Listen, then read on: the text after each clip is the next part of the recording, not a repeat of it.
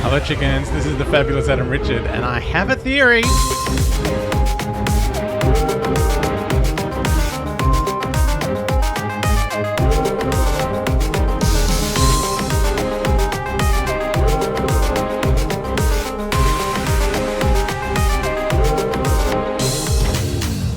Oh, hello, chickens. Look, it's still very husky. I'm still here in Wadawurrung country in Geelong, visiting my sister. Well, she's not here. I'm here with the dog, who I've tried to jack the desk up a bit so you don't have too much dog in the back. She's not even there. I keep calling her a he. I'm misgendering Nala. I know, she's devastated. Anyway, I've continued watching the Dalek Masterplan, which is thrilling and exciting, although very strange watching a reconstruction, because you can hear things are happening. You don't quite know what's going on because they're just kind of guessing based on the stage directions, and so if you're listening along or watching along, there are some very, very peculiar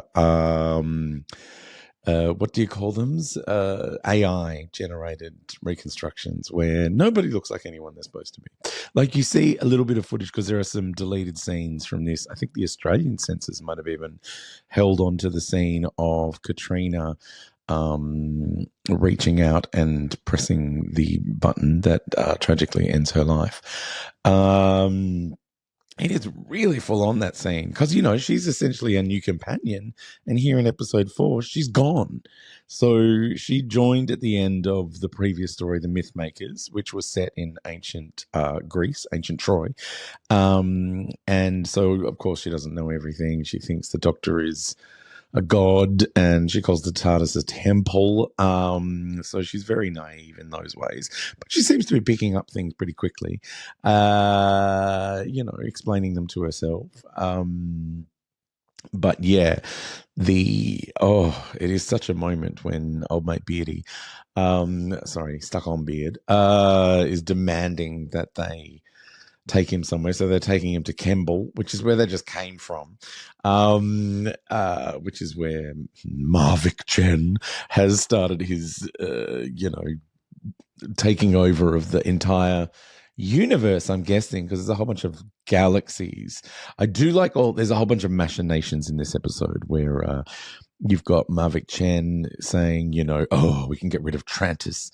By the way, if you're a deep, deep fan of Doctor Who and Blake Seven, you'll be noticing many, many recycled names that turn up in these things, such as not just names, like concepts. So I think it's the second or third episode of Blake Seven. They go to a prison planet, not unlike Desperus in this story, where it's just lots of people in beards. But it is, I forget what it's called in that one. But it's run by Brian Blessed, and there's some kind of religion thing going on. So apparently the way Blake Seven worked was Terry Nation, who wrote the first chunk of stories here in the Dalek Masterplan. He, I think, just outlined the rest of them, and they were written by other people.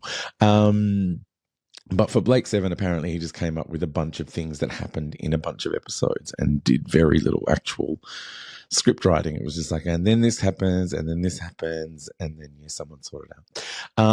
So other writers were brought in to, flesh out those episodes. So we do get some very similar things happening, such as a planet where people are just dumped there as if it's a prison. It's a very colonial British thing to do. Hi, I live in one of those prisons. Yeah, this is a prison. Australians know what I'm talking about. Some British people know what I'm talking about because they still feel weirdly superior, even though we have the better weather. Hi.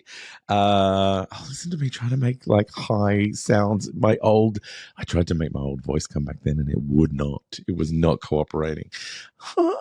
No, it's not there. That actually hurts. It really hurts. I probably shouldn't be doing this podcast at all, but I need to. I want to watch it. It's all hurting far too much. Also, please excuse. Oh, there's a dog going past. Oh no, it's out the back. Please excuse any trucks and things. Like I don't really have much control over the sound bleed. Unless I get him really close, and then we can delete all the backgrounds. I think there's some AI thing that'll do it. But then you sound kind of dead. I mean, I sound a bit dead anyway with this raspiness. Reese, you don't understand. I mean, that's the voice I'm doing, really, isn't it?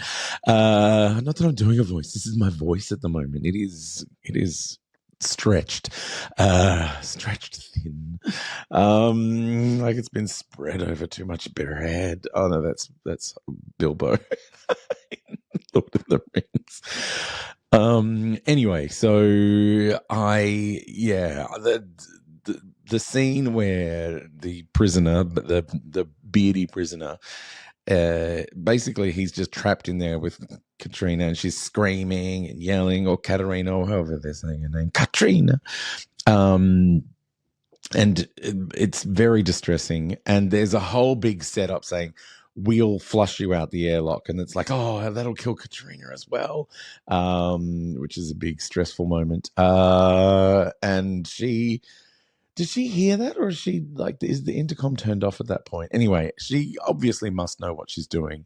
And she reaches out for the button. And it's, again, the direction of Douglas Camfield is really right up there, because in the previous episode we saw her reaching out to touch the stars with her hand in a very particular way, and in this one she's reaching out to touch the button that eventually evacuates her into space and kills her, and like, because there's occasional sounds of woo woo, and I think the implication is that we see her floating dead in space.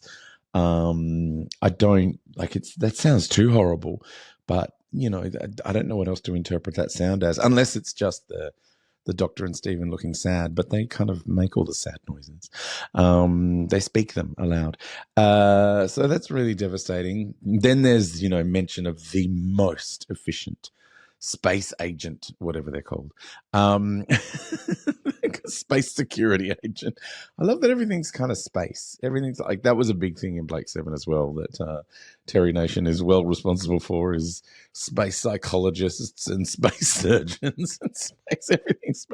This is something we carry through to Christine Lardy in space on the Glitter Plus podcast. Everything is space related. I think we had a space cake at one point. Someone's head was a cake. Anyway, that's a strange show.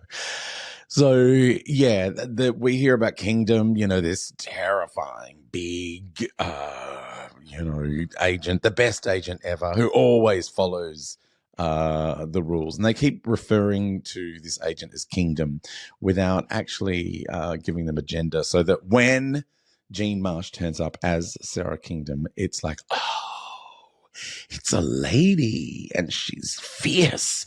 And so she buys into Marvick Chen's whole business, which his offsider is quite happily telling us, the audience, while just mentioning it.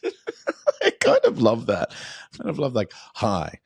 It's like Michael York's character in the Austin Powers movie. Hi, I'm Basil Exposition. That's all he really does is explain the plot. You've got to go here and do this and get that. That's your job. But yeah, Maverick Chan's offsider is kind of going, oh yes. So what will happen with Traitors? And Traitors is like testing the Daleks a little bit in this episode. Oh, by the way, you know what I found really distressing was the Daleks killing off all of their Dalek buddies. Like, that was a lot. Not the rescue ship, the pursuit ship. Anyway, there's a whole bunch of everyone gets killed at the very end of this episode. Like, Brett Vian kills his mate who he's come there to visit because he's like, oh, you gave away the terranium. And then Sarah Kingdom turns up and she kills Brett Vian, who's been our friend for the last 4 episodes. So I'm like, what is going on here? We've lost Katrina and Brett in the one episode. And now only the Doctor and Stephen are left running away. Whew, there's a lot going on. The next episode does exist in the archive, so I'm very excited to go and watch that one. But yeah, the Traitors, it was a lot. Just like the TV show, The Traitors, like very confronting.